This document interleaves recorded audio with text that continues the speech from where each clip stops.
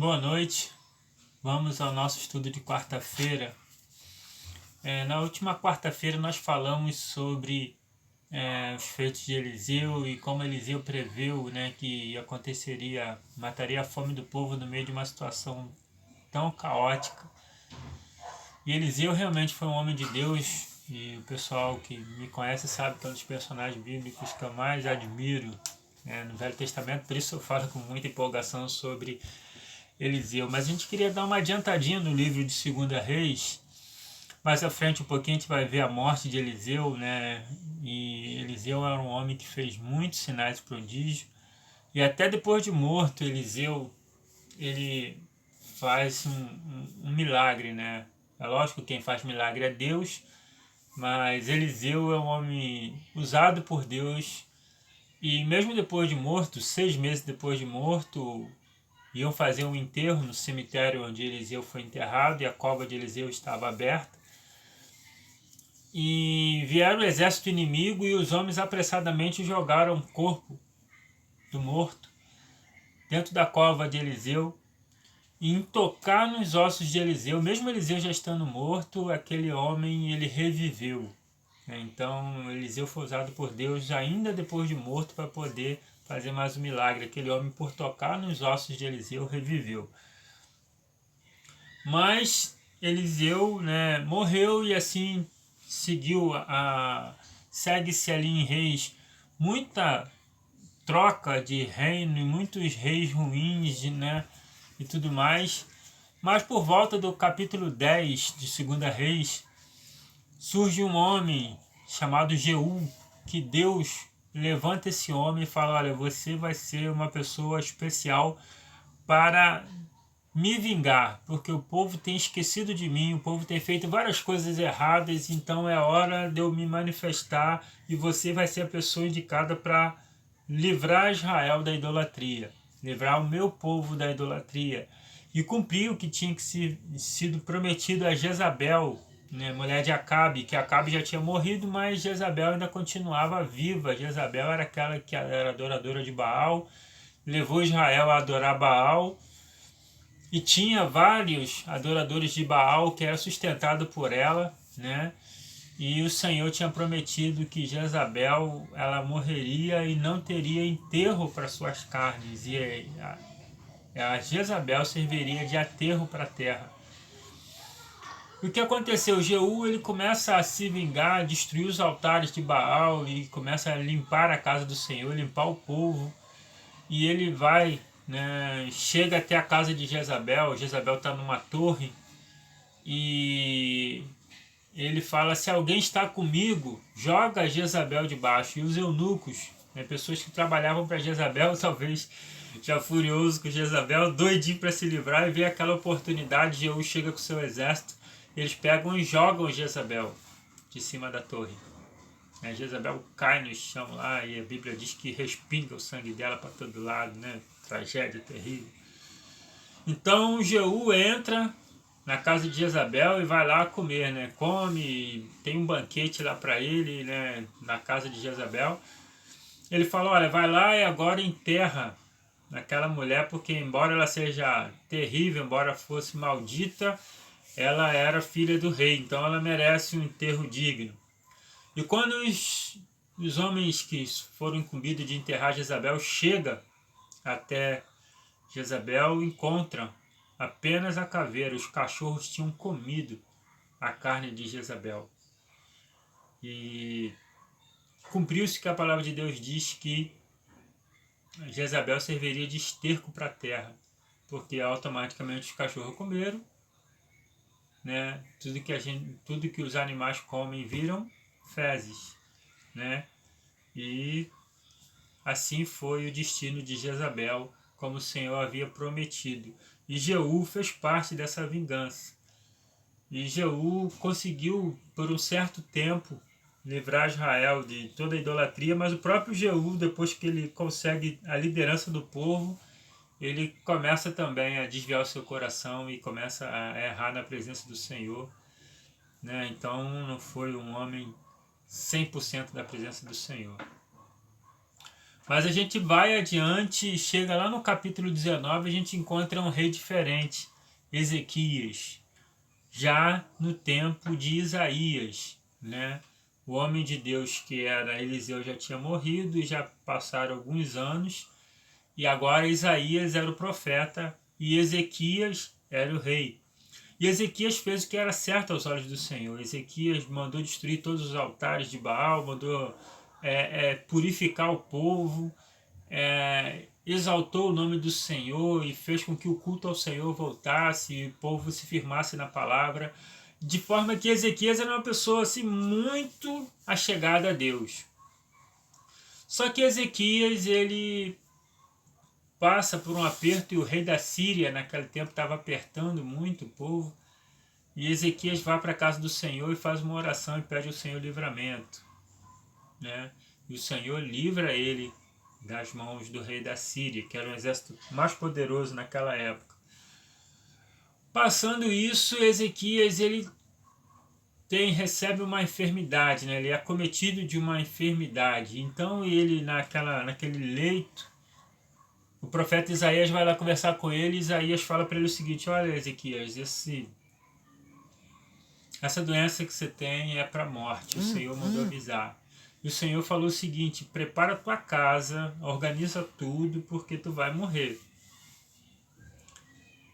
Irmãos, olha a coisa triste, mas olha o privilégio além da tristeza. O Senhor fala contigo: olha, prepara tudo, deixa tudo organizadinho que você vai morrer. Ele tem tempo para organizar, deixar as coisas organizadas, deixar o sucessor para o trono, deixar tudo direitinho, né?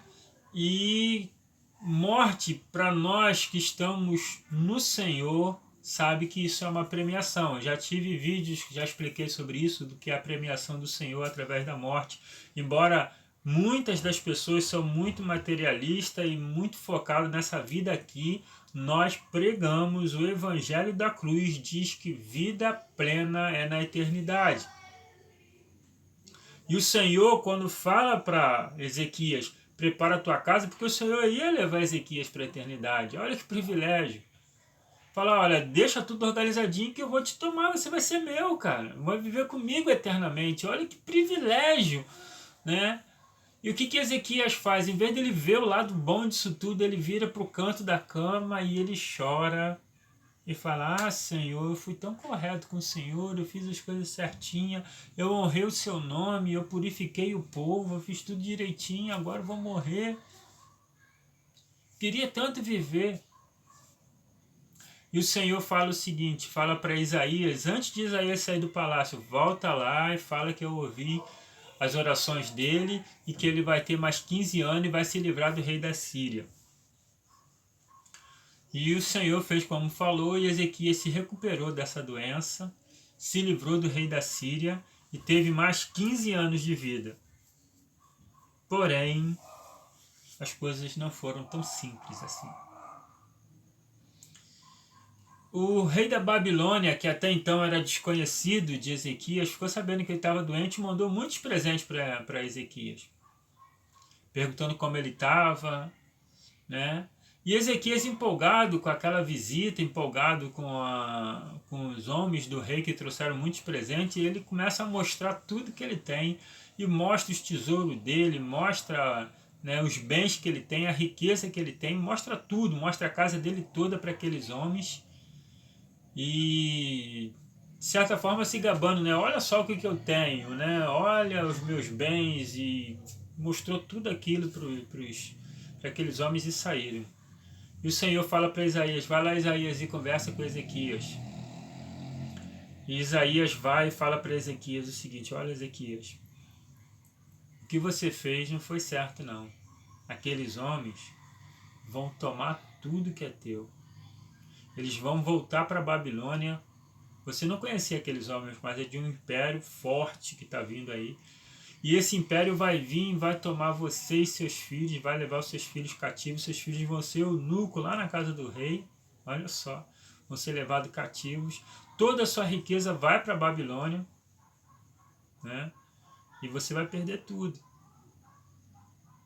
Ezequias teve 15 anos de vida, mas não foram 15 anos de vida boa. Existe o fato de você viver, existe o fato de você sobreviver. Ezequias, ele sobreviveu nesses 15 dias, ele não teve uma vida boa. O Senhor tinha avisado Ezequias para preparar tudo, porque sabia que o Império Babilônico vinha e queria poupar Ezequias de passar por essa situação, poupar Ezequias de ver os seus filhos sendo levados cativo, poupar Ezequias de fazer coisas erradas, ou de ver a tristeza de Israel. Ele queria levar Ezequias, que era amado do Senhor, ele queria que Ezequias estivesse por toda a eternidade junto com o Senhor, na presença do Senhor, mas Ezequias quis simplesmente ficar aqui.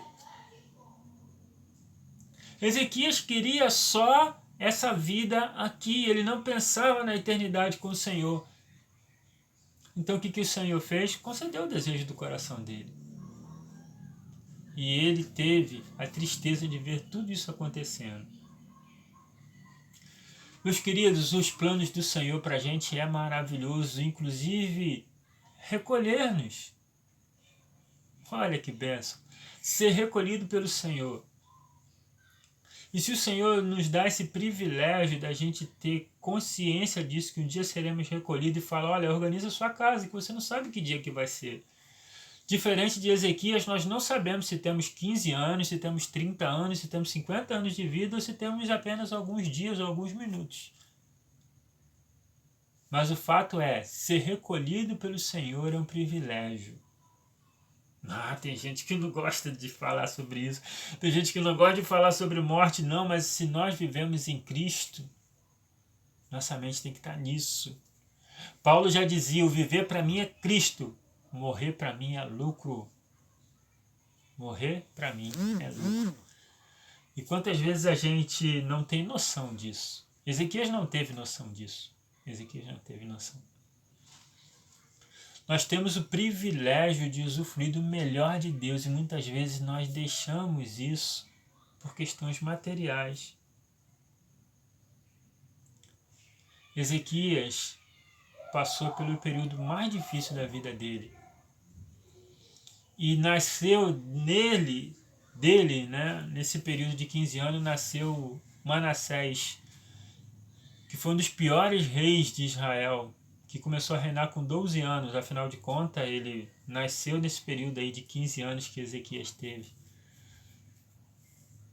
Deus queria poupar até o povo de ter um rei ruim como Manassés. Talvez outro filho de Ezequias que reinasse seria melhor. Mas esse filho nasceu nesse período de 15 anos.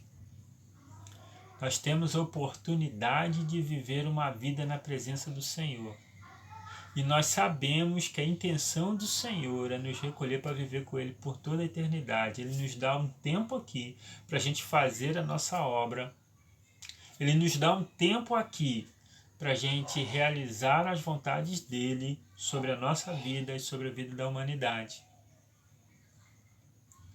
Mas o plano verdadeiro, o plano completo do Senhor é nos recolher na presença dEle por toda a eternidade num lugar maravilhoso. E lutar contra isso é lutar contra é lutar contra a vontade de Deus para a nossa vida. E talvez esse assunto, ainda não te cai muito bem falar sobre isso. Mas pensa, Jesus Cristo disse, olha, eu venci o mundo, eu venci a morte, eu venci tudo. Se nós vencemos junto com Ele, se nós somos co-herdeiros de Cristo, herdamos tudo que Cristo herdou, nós também herdamos a vida eterna. E não só a vida eterna, mas não num lugar tão ruim quanto a terra. Nós herdamos um lugar maravilhoso para viver a eternidade. E se a gente não consola o nosso coração com isso, a gente vive na aflição desse mundo. E Jesus já dizia, olha, junta tesouro, onde o ladrão não rouba e a traça não come. Só tem um lugar onde isso acontece, é no céu. Porque aqui o ladrão pode roubar o seu tesouro e a traça pode comer o seu tesouro. Mas lá no céu não pode. Então ele fala, olha, juntar tesouro no céu. Porque onde tiver o seu tesouro está o seu coração. E talvez você esteja focado muito nessa vida aqui. E isso não é o cristianismo autêntico. O cristianismo autêntico era daquelas pessoas que davam a vida. Assim como muitas vidas foram levadas ao Coliseu de Roma e feras vinham comer a família inteira. E aquele espetáculo de horror que milhares de pessoas assistindo servia tão somente para que aquelas pessoas que assistissem reconhecessem que existe um Deus acima deles. E muitas pessoas se convertiam assistindo aquele espetáculo de horror. Ou seja, aquela vida era ceifada para estar junto com o Senhor, para receber a recompensa do Senhor. E muitas outras se entregavam ao senhorio. Preste um pouco atenção na história do cristianismo e você vai ver que muita gente morreu para que a palavra chegasse até você. Muita gente.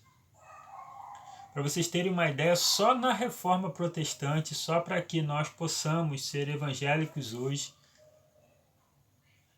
essa guerra para que fosse liberta a igreja, né, pode-se dizer assim, saísse sob o domínio romano, morreram mais de 1 milhão de pessoas. 1 milhão de pessoas. Não foi só uma guerra política, foi mais de 1 milhão de pessoas que foram ceifadas nessa guerra. Para que eu e você hoje tivesse liberdade de ter a palavra do Senhor estudada. Olha, preste muita atenção no que Deus quer para você. E talvez você esteja lutando contra a vontade de Deus na sua vida, mas Deus quer o melhor para você. Ele te ama tanto que Ele quer o melhor para você. E a gente, como desconfia do gosto dos nossos pais quando quer nos proteger, o Senhor quer nos proteger, quer nos abençoar, e a gente continua desconfiando do gosto dele. Entenda o gosto do Senhor e viva a vontade de Deus para a sua vida. Você vai viver bem aqui e para sempre. Que Deus abençoe, console seu coração com isso.